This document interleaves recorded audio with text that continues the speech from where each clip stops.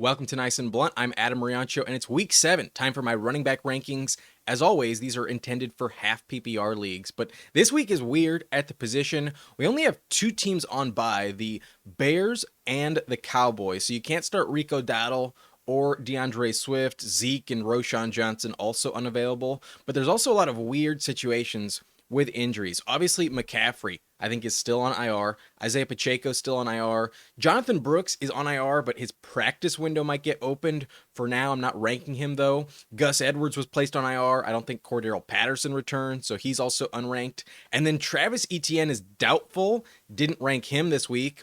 Not sure what's going on with Jahmyr White and his health, so while he's questionable, I didn't rank him. I also did not rank Rachaad White, who's questionable, Ramondre Stevenson, who missed last week, Devin Singletary, who's missed 2 weeks in a row. He's probably the most likely to play, but still I didn't rank him. I also didn't rank Jerome Ford, who's questionable, or Tyjae Spears, dealing with an injury as well. So a lot of players unavailable, and let's get into these ranks where at number 1, I just have to go with Derrick Henry. The stats are insane.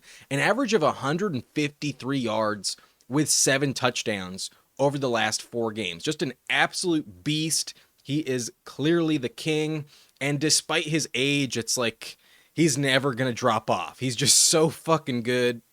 Derrick Henry's a lock in your lineup.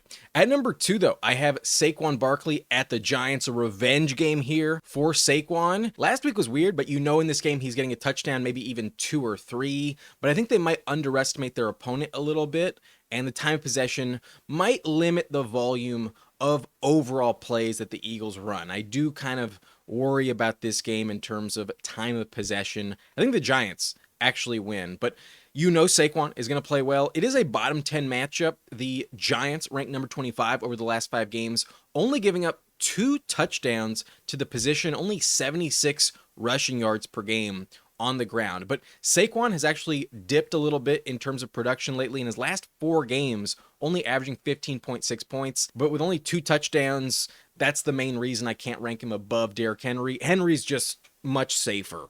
Overall, Henry has been lights out this year. So Saquon at number 2, he'll go off. You're definitely starting him against the Giants. At number 3, you're also starting Kyren Williams no matter what versus Las Vegas. It is a top 11 matchup. The Raiders give up 23.4 points per game, over 100 yards rushing, 5 touchdowns this season. Also a lot of work in the passing game, and Kyren has just been an elite workhorse this year. The offense should get Cooper Kupp back and sustain more drives, but Kyren's a must start even without Cooper Kupp. In his last 4 games, he's averaging 18.8 points per game, 22 touches per game, 6 touchdowns. Kyren is a stud. Number 4, I have Jonathan Taylor versus Miami, who is questionable, might not play. He's missed the last 2 games with an ankle injury, so monitor his status, but if he suits up, he's a must start. In 4 games this season, he's averaging 17.4 points per game on just under 20 touches, over 107 yards per game, with 4 touchdowns in 4 games. Taylor is a lock in your lineup. This is a very good matchup as well. The Dolphins ranked top 6 against the running back position. They allowed 26.5 points per game, 119 rushing yards per game with 9 running back touchdowns this season. Taylor will find the end zone guaranteed. I honestly think he might score twice. If he's available, if he starts, he is a lock in your lineup. You cannot bench Taylor in a good spot. The Dolphins cannot stop the run. Number 5, I got Bijan Robinson versus Seattle, and in his last 4 games, he's only giving you 13.7 points. That's not what you signed up for when you drafted him, but last week was encouraging. He capitalized on an elite matchup against Carolina and scored 2 touchdowns. Allgeier, though, kept him off the field a decent amount, and the game could have been better. Allgeier is kind of annoying for Bijan's fantasy value. However, the matchup this week ranks top 7. It's also a plus spot. The Seahawks give up 25.2 points per game, 136 rushing yards per game, will keep the floor very high for Bijan. So if he finds the end zone, you're getting well over 16 points again, but I think he goes over at least 10 no matter what. I think Bijan will come close to about 100 plus yards in this matchup. Bijan is a lock in your lineup.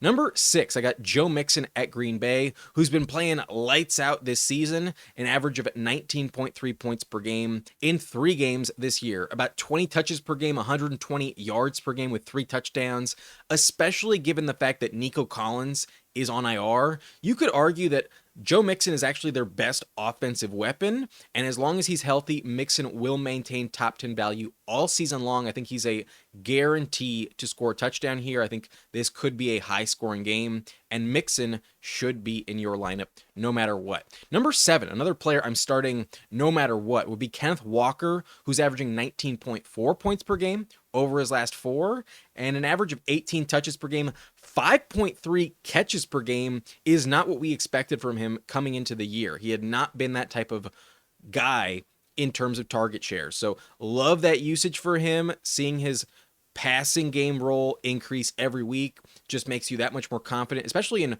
full PPR leagues. Walker has been excellent, but he's also scored 5 touchdowns in 5 games this season. I trust him to find the end zone every week, essentially, because if you told me you ran the Seahawks and you get into the red zone, are you really giving it to Geno Smith all the time, or are you going to lean on Kenneth Walker most of the time? I think that's an obvious answer. Kenneth Walker will continue to get a lot of work in the red zone, and I think touchdowns are guaranteed. I could legitimately see 20 touchdowns for Walker by the end of the season. Number 8, I have Breece Hall at Pittsburgh, who did play better last week with a new offensive coordinator. The coaching staff change does help his value. It was a good matchup, though, last week, and he played very well despite no touchdown. He did go over 150 yards last week. So it's nice to see. You were a little worried about it. In Breece's last 4 games, he's still only averaging 10.9 points per game. There were 2 games that were really ugly. So I'm kind of throwing those out. I'm getting back to the original expectations for Breece, but definitely downgrading him overall. Not only has he underperformed, Braylon Allen is still there. Braylon almost vultured a touchdown. It was called back on penalty. And this matchup is also bottom 8. The Steelers, against the running back position, only give up 16.4 points per game, only 71 rushing yards per game, only 3 touchdowns in their last 5, and slightly above average usage in the passing game. So that's what I'm hoping for. Breece Hall continues to get those checkdowns. However, with Davante Adams entering the offense, maybe it's going to be different. I'm not quite sure exactly what we're going to get in terms of volume in the passing game moving forward, and Rodgers could lean on Davante Adams in the red zone as he has in the past when they were both Packers. So that's my concern here. I worry about some touchdown production the rest of season, but odds are Adams helps this offense sustain more drives, get in the red zone more often, and overall, I think it's pretty neutral in terms of impact on Breece Hall. I still think he's a guaranteed top 10 play. He would be top 5 if the matchup was good. This week it's bad, though. That's why I only have him at number 8. Number 9, I have Alvin Kamara versus Denver, who in his last 4 games is averaging 15 points per game. He has fallen off a little bit since that Dallas game, but still the volume is elite, 22.5 touches per game. It's hard to find a bigger workload across the NFL, so from a floor standpoint, you definitely trust him. 5.3 catches per game, just as many as Kenneth Walker as well. 94 yards per game, but only 2 touchdowns. He's basically Kenneth Walker, just with a little less touchdown production this season. So while I'm not panicking on him rest of the year, I do worry about the offense without Derek Carr. And in the short term, especially without Olave, it's not ideal. This offense could really struggle with Spencer Rattler, if that's the case this week, against Sean Payton, the former coach, a really good defense. I worry about this offense in general. I think the touchdowns could be hard to come by, but especially without Olave, the volume is going to be there. They're going to lean on Kamara like crazy this week. And the Broncos are a much tougher matchup through the air than on the ground. So I think Kamara is still top 10, but in this spot, I do think he's a little extra touchdown dependent this week. It might not happen, and that's why I would pump the brakes just a little bit. But at RB9, you have to start Kamara. You cannot bench him if you have him. At number 10, another player I cannot bench would be Chuba Hubbard, who's been on fire in his last 4 games with Andy Dalton, an average of 18.5 points per game. That's almost as much as Kyren Williams. His volume is insane. 22 touches per game, 4.5 catches per game, 122 yards per game with 3 touchdowns in this sample size. Chuba Hubbard is a workhorse. This matchup also ranks top 12, so plus spot. The Commanders allow 21.4 points per game to the running back position, 124 rushing yards per game, 5 total touchdowns, 5 catches, and 15 receiving yards per game. Hubbard should be fine. I think he'll go over 100 total yards. Once again, it sounds, though, like they're opening the practice window for Jonathan Brooks, their second-round rookie running back that they drafted this year, but I don't think he plays in Week 7. That's not a guarantee, and even if Jonathan Brooks is active, I think the touch split will still heavily favor Chuba until at least their Week 11 bye. I think they'll reevaluate after the bye, see where Brooks' health stands, but at least this week, I don't think Brooks is even on the field, and that's why I still rank Chuba as a top 10 play. He'll only move down maybe like 6 or 7 spots. I think he'd still be top 20 if Brooks is active. So until we see that happen, until Brooks takes over the work share in Carolina, I think Chuba remains a must start. He's playing too well to bench, and his role feels guaranteed every single week. Number 11 and 12 is where I have the 2 Detroit Lions running backs, Jahmyr Gibbs and Dave Montgomery, back-to-back, and I think I'm going to rank them back-to-back every single week all year long. The volume is pretty much identical for both players. Gibbs is seeing 16.3 touches, 2.5 receptions for 95 yards per game over the last 4 weeks. Meanwhile, Montgomery is getting 16.8 touches per game, 2.3 catches for 88 yards per game over the last 4 weeks. The only area where it differs would be that Montgomery has scored 5 touchdowns and Gibbs has scored 3. But both of the touchdowns went to Montgomery last week. If anything, that means it might pivot in favor of Gibbs in this matchup. And I view the two literally identical. I think it's clear you're starting them no matter what every single week. However, the matchup against Minnesota is not the best. It ranks bottom 2, number 31 this season. The Vikings have a tough defense, only giving up 13.3 fantasy points per game to the running back position on only 57 rushing yards per game, only 29 receiving yards per game, only 2 touchdowns this season. I do worry that only one of these players finds the end zone. So I think there's a bit more risk. The matchup deserves a downgrade, but it's the Lions running backs. You're definitely starting them no matter what. So they're not ranked top 10, but they're must starts. However, this week, I think Gibbs might have the advantage with Montgomery scoring twice last week. But if it's a shootout, you probably trust both of them to find the end zone. They both have a very high floor, no matter what. Number 13, though, is where I have James Cook versus Tennessee. And he is questionable. He did not play last week on Monday. So maybe he doesn't play again, but if he does, I think you're starting him. I'm not worried about the matchup. It does rank bottom 10. The Titans only give up 16.8 points per game, but this game is probably a blowout, and I literally feel like the Buffalo Bills could drop 50 points in this matchup. So love that for Cook. If he's healthy, then you have to start him. The touchdown probably feels guaranteed, and I did downgrade him because of the injury he's dealing with. If he does suit up, he probably shares more volume with Ray Davis, who looked excellent filling in for him on Monday. So a little worried about that, but overall, I think Cook has played so well this season, you trust him no matter what. In his last 4 games, he has 5 touchdowns, an average of 82 yards per game, 16.7 points per game is a very high floor. You have to start Cook. The touchdown is almost always going to hit for him. Number 14, I have Bijan Robinson Jr. versus the Panthers, who's also questionable, did not play last week, and is a bit of a toss-up in this matchup. So I'm a little worried he doesn't play, but he did play 2 weeks ago on only 1 limited practice during the week. And if that happens again, I think odds are he will come back on the field if he starts to practice. So if that happens, I'm definitely starting him. He's such a lock to find the end zone this season. He has 4 touchdowns in his last 4 games.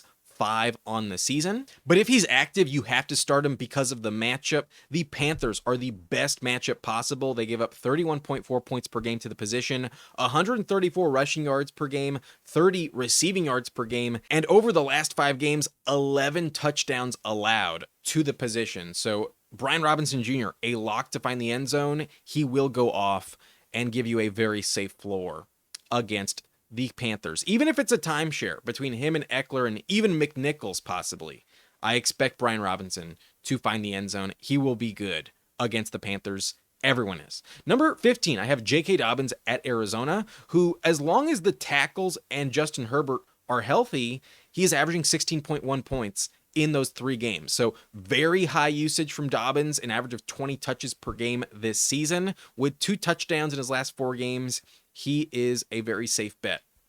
I do like this matchup as well. The Cardinals rank top 8. They allow 24.8 points per game. 132 rushing yards per game is really good for J.K. Dobbins. They've also given up 6 touchdowns over the last 5 games. So he will find the end zone. He will see 20-plus touches. The fact that Gus Edwards is on IR means he's locked into the top 20 for the next month. I'm not worried about Kimani Vidal. He's more of a pass catcher so far, and J.K. Dobbins isn't really getting much work in the passing game anyways, so it doesn't really impact him at all. I think the Chargers should win this game, and odds are, like always, they lean on the run. Their O-line is the strength of the team, and they will lean on it continuously moving forward. J.K. Dobbins, a lock in your lineup, number 15 for me this week. Number 16, I have Tyrone Tracy versus Philly, and in his last 2 games as the starter, he's been fantastic, an average of 16.7 points per game on 21 touches per game, 119 yards per game. He also found the end zone last week. So if Singletary comes back, then this backfield is a hard one to predict, but until we know that's going to happen, Tyrone Tracy is a lock in your lineup. I think he's played so well. You cannot bench him, and the volume is insane. So I'm definitely starting him. Even if Singletary does come back, I think he might have earned the starting job. He's played so well this season. I would expect at least a 50-50 split as both guys compete for the main job in game. And I think Tyrone Tracy could definitely be elevated to the workhorse rest of season. I don't actually fear Devin Singletary. So at worst, I think it'd be like a 60-40 split rest of season, but there is a world where Tracy commands close to 20 touches per game. I genuinely think Tracy has earned a bigger role in this offense. So with Neighbors on the field, they'll probably score more points overall, and Tracy will have more goal line opportunities. So love his floor. Maybe I bump him down. We're not quite sure what Singletary's status will be entering week 7. But number 17, I have Tony Pollard at Buffalo, who's a pretty safe bet this season, averaging 12.8 points per game over his last 4 games. 18.8 touches is a very high floor. He has 82 yards per game, 2 touchdowns in the last 4. Pollard has been very good, very stable in your lineup. He also gets a top 3 matchup. The Bills cannot stop the run. This year, they allow 27.6 points per game over their last 5 games. 120 rushing yards per game with a lot of work in the passing game. 7 catches per game, 61 receiving yards per game. Pollard should go off, and they've also given up 5 touchdowns in the last 5 weeks. I think he finds the end zone as well, especially given Tyjae Spears is banged up, considered week to week. I do not think he plays, and that means even more volume will be there for Pollard. He's kind of the only bright spot in this offense, and in good matchups, I really trust him to find the end zone. This is the type of matchup you want to chase after. It's not as good as the Panthers, but we saw Breece Hall get back on track last week. I think Pollard plays well, probably goes over 100 yards and a touchdown. I think Pollard is a very good play, a legit RB2 in week 7. Number 18, though, I'm downgrading Josh Jacobs, who over the last 4 games is only giving you 10.4 points per game. 17.3 touches, 2.3 catches, 78 yards per game, and only 1 touchdown. The efficiency has started to fall off. While he is bust-proof, I'm still starting him, expecting at least 9-10 points no matter what. I'm really worried he doesn't find the end zone. That's just not happening for him this season. So if you're not getting 100 yards, you may not get 10 points. I do worry about it. He kind of feels like an upgraded Najee Harris. In terms of talent, you're a little safer, but in terms of upside, it's kind of the same situation.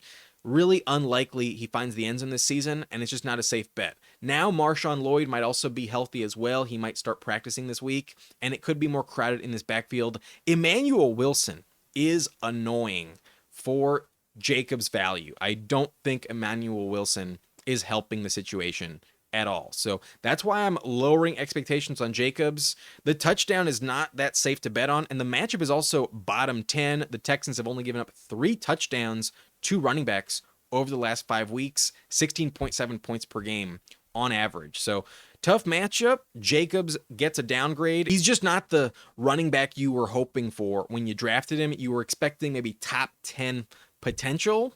Now, I don't think he's even top 15. I really don't feel that safe. With Jacobs, the upside does not feel as high as a guy like Tracy, J.K. Dobbins, Brian Robinson. There's players I'd rather have this week in my lineup. At number 19, I have James Conner versus the Chargers, who gets a bad matchup. The Chargers rank bottom 5, only giving up 15.5 points per game to the position and only 2 touchdowns over the last 5 weeks. Not ideal. Barely over 100 total yards per game to running backs. So in bad matchups, we've seen him fail to put up fantasy points. Just look at Detroit a few weeks ago. Last week against the Packers, it was a decent matchup, and he also played poorly over the last month. He has not been very good, only averaging 9.1 points per game on 15.3 touches. That's been slipping. Only 1 touchdown, an average of only 71 yards per game. So we expected a workhorse role. It has started to fade, and with the bad matchup combined with this production, I do think he merits a downgrade. He's just a low-end RB2 this week, just a floor play. And similar to Josh Jacobs, if he doesn't find the end zone, I don't think you're going over 10 points. I don't think you're dying to start him. You're kind of just hoping for the best. I still think he's a lock in your lineup, basically. If they're ranked top 20, I think you have to start him. But I don't expect 15-plus points from Conner. He needs that touchdown. And this week against the Chargers, I'm not convinced it hits. So downgrade him. But at number 19, still probably starting him in your lineup. Number 20, I got Chase Brown at Cleveland, who's been playing really good the last 4 games. An average of 14.1 points per game. 13.3 touches isn't great, but 2.3 catches, 70 yards per game. He's been pretty efficient with 4 touchdowns over the last 4 weeks. Chase Brown looks really good, and Moss is starting to struggle. Moss's fumble last week really helped cement Chase Brown as their main guy. I would trust him a lot more rest of season. He's also been very explosive this year, averaging 5.5 yards per carry. I think he starts to get more work going forward. He's earned it, and I think he's a very safe low-end RB2 rest of season. I think Chase Brown is a good start moving forward. Number 21, I got Kareem Hunt at San Francisco, who in his last 2 games as the starter is giving you 13.9 points per game with the Chiefs, an average of 22 touches per game, only 1.5 catch per game, not a lot of targets for him, but 101 yards per game and a touchdown. He's looked great, at least before the bye, filling in for Isaiah Pacheco, and I expect him to continue. They probably get Pacheco back in a few weeks, and until then, they are going to ride Kareem Hunt into the ground. I expect a lot of work for him until we see Pacheco return. And while maybe CEH returns this week, I don't think it's really relevant except in the passing game. And Kareem Hunt isn't really catching many passes in the first place. So I think he's their clear guy at number 21. I think he's a very good start. The matchup isn't great, but it's not bad either. It's about league average. The Niners aren't as good as last year at stopping the run. So Kareem Hunt will be used a lot. Definitely trust his floor. Against San Francisco, could be a high-scoring game this week. Number 22, I have DeVon Achane at the Colts, who is questionable. He did have a concussion the week before the bye, but that was 2 weeks ago. He should probably play in week 7. However, if he does, you're pretty much just praying for a touchdown. The matchup is not bad. It's average, but the volume should be there. However, the offense sucks without Tua Tagovailoa. So I'm just not expecting much of a ceiling with Huntley at quarterback. In Achane's last 4 games, he's only giving you 10 points per game on 15 touches per game, 3.5 catches, 67 yards per game, only 1 touchdown. That's nothing like truly special. So just like Josh Jacobs, it's been just a floor play lately, and it's also kind of risky. I don't think Achane is a true lock in your lineup. At RB22, though, he's a high-end flex, low-end RB2, and odds are you're going to roll him out there just because of the volume you project. Number 23, I have Aaron Jones versus Detroit, who is also questionable. 2 weeks ago before his bye, he did leave the game against the Jets with a hip injury. So monitor his status. I'm not quite sure he plays. It's not guaranteed, but he was spotted doing some light work in practice on Monday in walkthroughs. So odds are he returns, but he is older. He's 29 years old. And while I do expect him to be their lead running back, I do think it's more of a time split with Ty Chandler in this matchup. I don't think they push it overwhelmingly. I don't think they risk him re-injuring that hip. And it's also a terrible matchup. On the season, the Lions rank bottom 4, number 29 over the last 5 games, only giving up 14.6 points per game, only 55 rushing yards, 24 receiving yards per game. Not ideal. However, 4 touchdowns is the saving grace. 3 of them, though, came against Kenneth Walker. So if you take that out, there's only 1 touchdown they've allowed all season long to running backs, and it's not a good matchup at all. However, they did lose Aiden Hutchinson as well. So maybe it's better, maybe it's not as bad as it looks, but I do worry about the volume not being there for Jones. It could be a 50-50 split with Chandler to preserve his health. But over the course of the last 4 games, Jones has been good, 18 touches per game, over 100 yards per game, only 1 touchdown, but an average of 13.1 points per game. Jones is pretty safe. I think he's in your lineup this week, but I am lowering expectations because of the hip injury as well as the matchup. Not convinced he sees the same work share in this game. Number 24, though, I have Jordan Mason versus the Chiefs, who's also questionable himself. He left last week's game with a shoulder injury. He tested it out on the first play of the third quarter, and we did not see him ever again. So I'm a little concerned he does not play. He was spotted in practice this week in a non-contact jersey, however. It was just walkthroughs. We'll see if he's actually limited in practice this week. So I'm a bit worried he does not play, but if he does, I think you're probably starting him at RB24, though. I'm not trusting him that much. I think it's a big downgrade, not just because of the injury, but this matchup is terrible. The Chiefs this season are the worst matchup for running backs. In their last 5 games, they've only allowed 12.6 points per game on only 53 rushing yards per game, 31 receiving yards per game, so less than 85 total to the position. Only 2 touchdowns this season to running backs. So not a great matchup here for Mason. I think every running back facing Kansas City deserves a legit downgrade. So I probably would have ranked him number like 18 or 19 if not for the injury, but now there's added risk at RB24.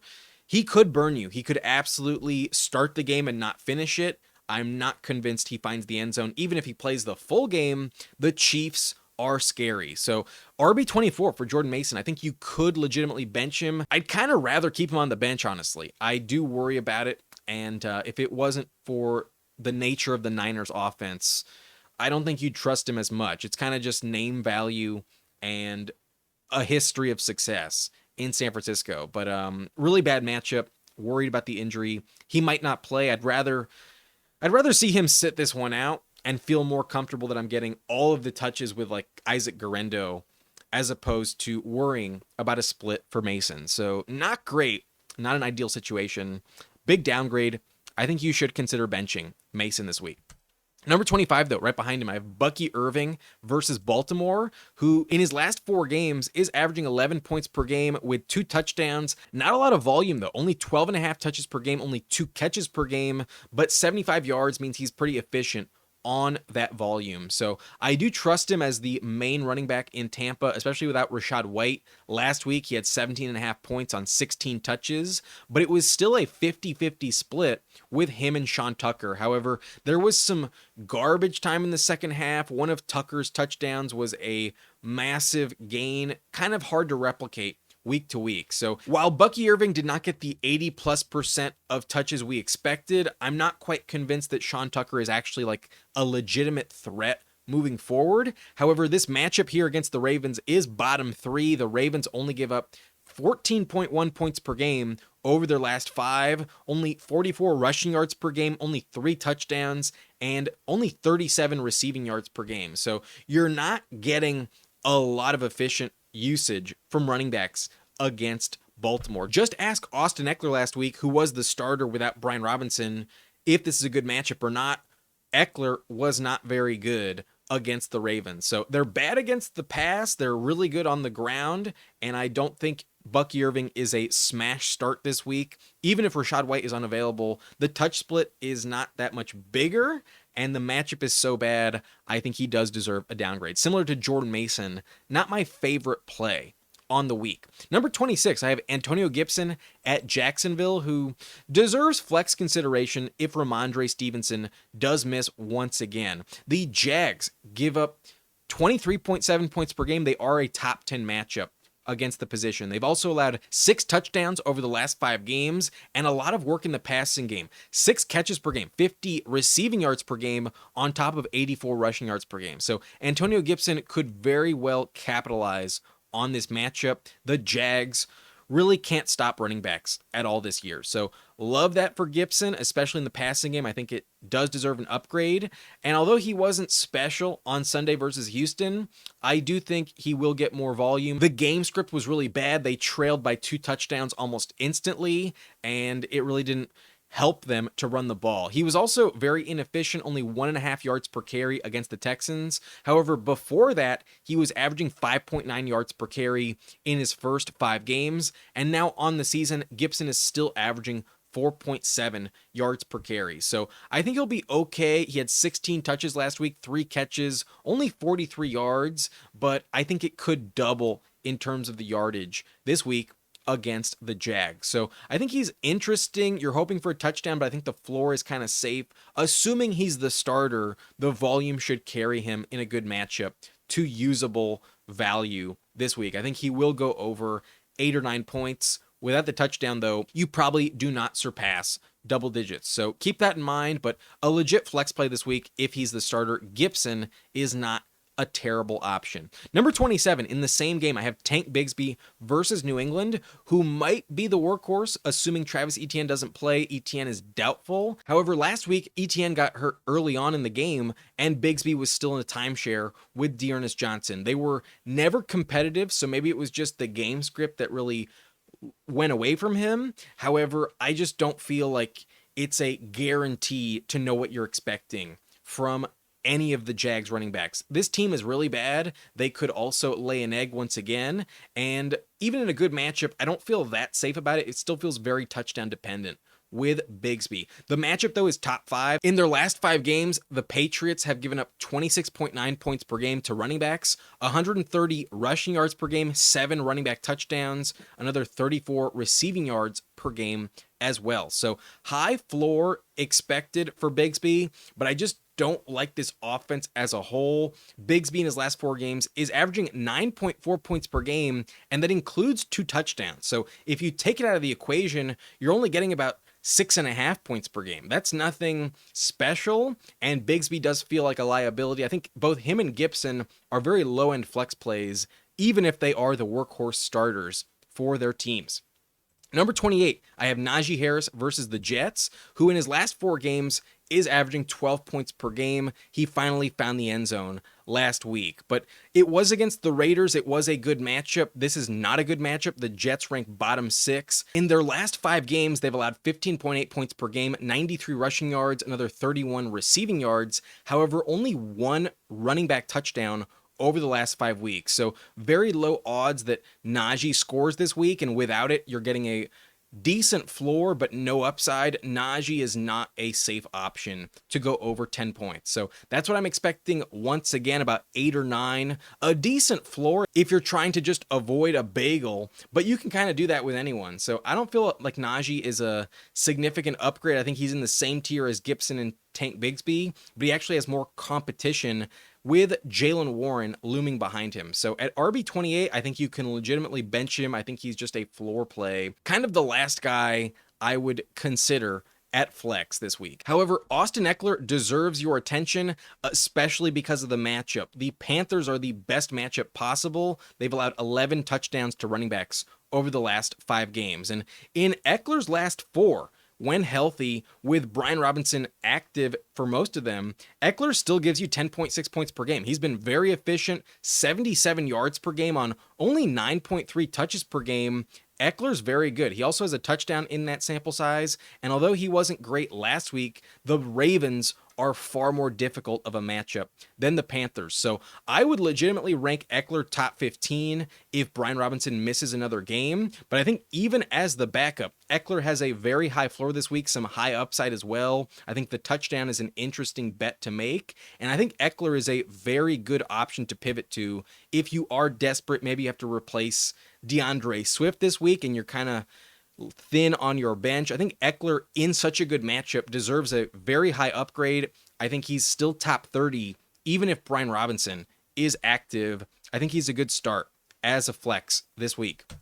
Number 30, though, Zack Moss at Cleveland, who is losing some ground to Chase Brown. The gap is definitely widening. I think the fumble really did not help Zack Moss's value last week. However, he's still getting involved over the last 4 games. His usage is still somewhat close to Chase Brown. It's still close to a 50-50 split, but I think it will start to favor Chase Brown moving forward, and that's why I'm downgrading Zack Moss only at RB30.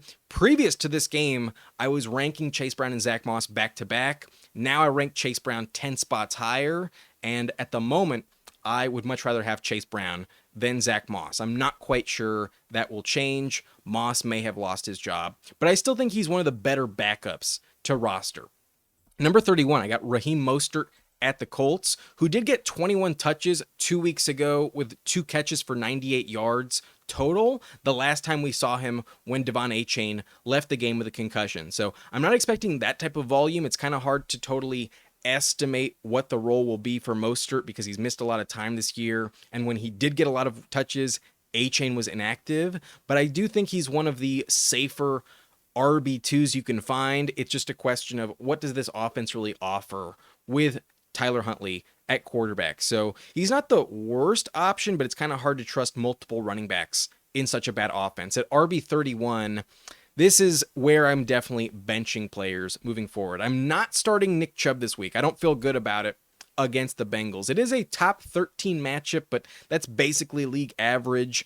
They do give up 98 rushing yards per game, along with 5 rushing touchdowns over the last 5 weeks. So that is the only saving grace. I do think there is a decent chance that Chubb finds the end zone, but coming off the injury, I really don't know what to expect. I can't imagine he gets like 20 plus touches given he's still kind of recovering from that gruesome knee injury we remember a year ago. So I think they're just going to be ramping him up slowly but surely until that week 10 bye.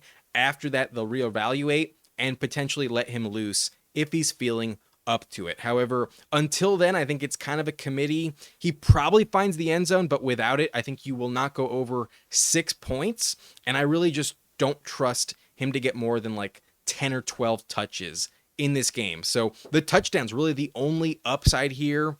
Maybe they give it to him just to make sure that their fan base has something to cheer about. But they just traded Amari Cooper. This offense has no hope at all. With Deshaun Watson under center, I really worry that the offense struggles to move the ball. So that's why I'm worried about Chubb. That's why I'd rather wait and see. I'd rather bench him this week before I trust him. I just don't know what to expect in this offense, given he's coming back from injury. I don't think they push it with his workload.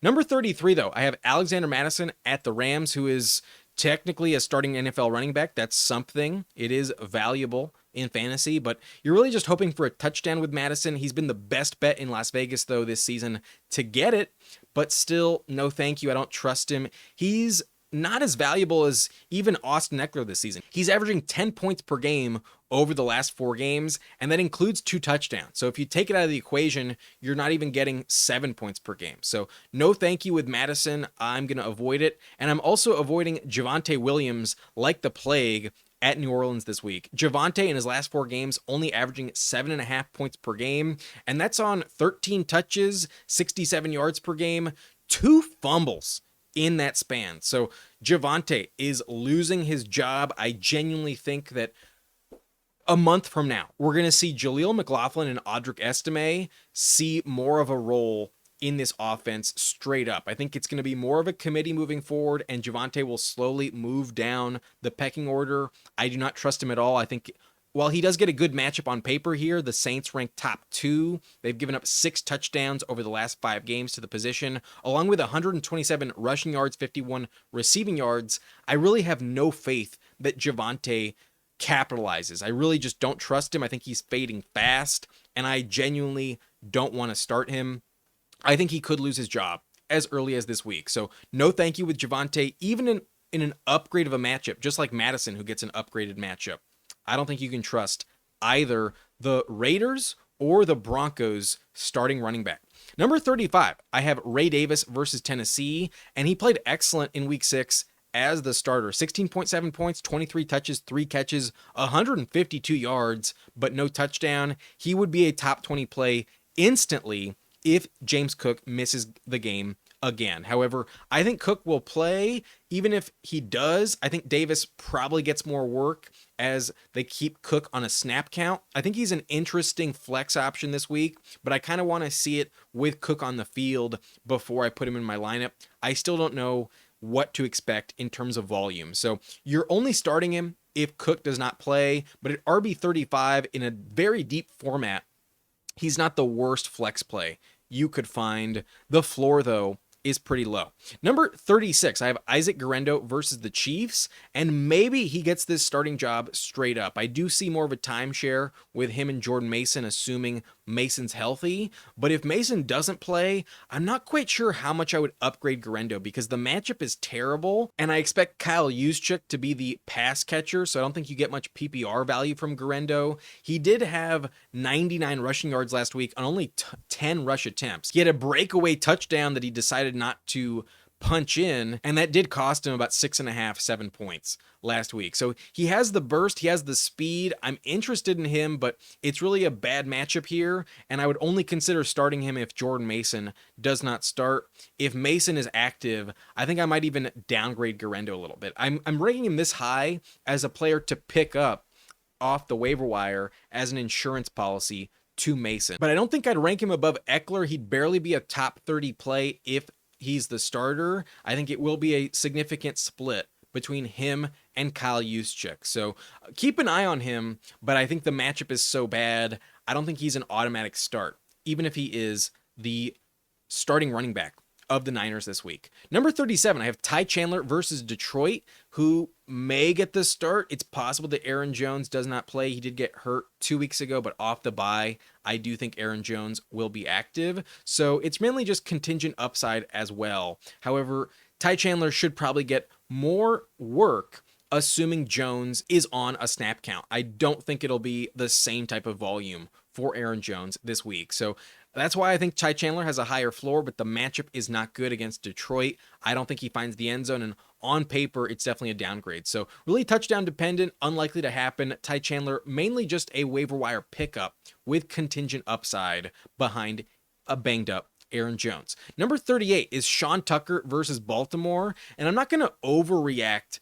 to one game. Both of those touchdowns were kind of cheap. One of them was a very long house call, and the other one was in garbage time, and he was basically untouched from like 10 yards out. So I really don't think that's going to replicate every single week. However, what was encouraging was the fact that without Rachaad White, it was still a 50-50 split in this backfield. Both him and Bucky Irving had pretty much identical usage. There was actually more targets going to Tucker. However, I really think last week was kind of a fluke. I'm not expecting 32.7 points from Sean Tucker again. So that is a one-off. I'm not expecting it again, but I think it does merit some value off the wire. If we're getting a 50-50 split in Tampa, then alongside Bucky Irving, Sean Tucker will have a Rachaad White level floor, and that's probably good for about 7-8 points this week.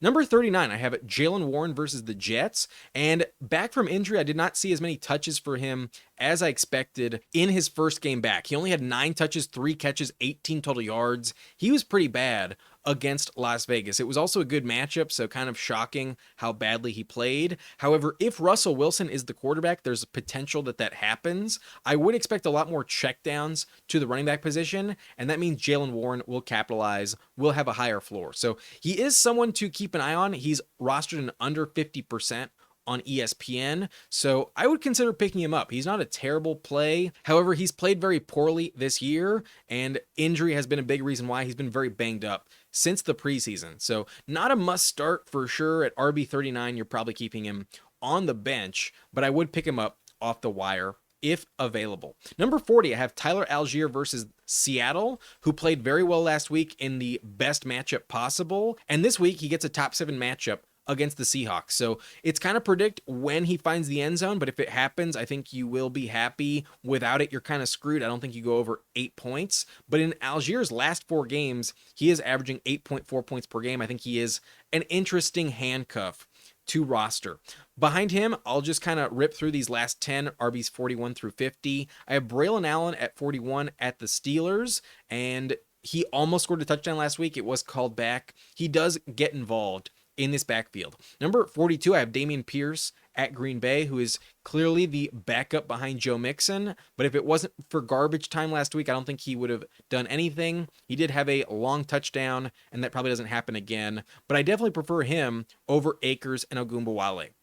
Number 43, I have Zach Charbonnet at the Falcons, who is averaging 6.9 points per game in his last 4 games with Kenneth Walker. He's one of the decent backups. In terms of floor, you're getting about 7 points from Charbonnet this season with Walker healthy. Number 44, though, I have Emmanuel Wilson, who might lose his job to Marshawn Lloyd if Lloyd comes back off IR this week, which is possible, but he's kind of just a vulture to Jacobs. I don't think you're starting him. Number 45, I have Justice Hill, who might get a role in the passing game this week. It could turn into a shootout. The Bucks have a lot of firepower, so maybe Justice Hill has some good game script, might have some catch-up mode, and could see some targets. But 46, I'm keeping an eye on Clyde Edwards-Helaire this week. I think he will come off IR, and he might get some targets in the Chiefs offense. They need bodies. They are pretty depleted in terms of weapons. Number 47, I have Jaleel McLaughlin at the Saints, who could legitimately overtake Javonte Williams soon, but I think him and Estime are in a competition for that number 2 back. Jaleel does catch passes sometimes. Number 48, I have Kamani Vidal at Arizona, who did catch a touchdown last week. It's possible it happens again. I would keep him on the watch list, but he's mainly just a handcuff option behind Dobbins. I think Dobbins is probably going to see 20 to 25 touches every week moving forward. Number 49, I have Jeremy McNichols versus Carolina, and the matchup is so good. McNichols has scored 3 touchdowns over the last 3 games. However, last week was terrible. He was dog shit, filling in with no Brian Robinson as well. So not safe at all, but could find the end zone. It is a good matchup this week. Number 50, though, last player I'll mention is Audric Estime at New Orleans, who is averaging 6.8 yards per carry on only 4 rush attempts this season. So not a lot of volume, but I think is more interesting than Javonte. I would not be shocked if a month from now I do rank Estime over Javonte straight up if he looks like the better player. That's it for this video, though. These are my top 40 running back rankings this week, and I feel really good about the top 12. I think those are all locks in your lineup, very high floors, very high ceilings, all the way through Dave Montgomery. They're all must starts this week. However, if it was not for some injuries, I think James Cook and Brian Robinson would also be must starts as well. Let's hope they play, but if they do, they get good matchups, and they should be a lock to find the end zone. So they're good starts. I think J.K. Dobbins also very good start. I think with him all the way through probably Kareem Hunt, you feel very safe with the volume and the touchdown production. I think they're all excellent RB2s. I would anticipate at least 12 plus points from all the top 21 running backs. However, starting with DeVon Achane, the risk really comes in, and maybe I adjust my rank on Aaron Jones and Jordan Mason if they are healthy this week in practice, but I really worry about the matchups for a lot of these players, like Bucky Irving against Baltimore, not a good spot there at all. Najee Harris against the Jets as well. I think Ekeler is the last one I am dying to flex this week. Kind of a decent high floor, a good matchup for Ekeler, but he's the cutoff point in my opinion. Starting with Zack Moss after that, I think you're pretty desperate and you're just hoping for touchdowns to save you. So good luck with them. I think once you hit Ray Davis, Isaac Guerendo, that's really the cutoff point. It gets way too ugly after that. And only if the starter is injured would I consider starting those handcuffs. So running back, very weird. It feels pretty safe through the top 20. And then once you hit RB22, DeVon Achane, it feels like it drops off a massive cliff and does get a lot more risky. So good luck to you. I hope you win. If you have any questions, let me know in the comment section down below. And as always, I will update these ranks on Saturday once I have all the injury news to give you. So keep an eye out for that. Subscribe to the channel if you have not done so already, and hit that notification bell if you don't want to miss out on any content. But hit that like button if you made it this far. I appreciate it. My name's Adam Riancho. I'll see you next time. Thank you for watching. Nice and blunt.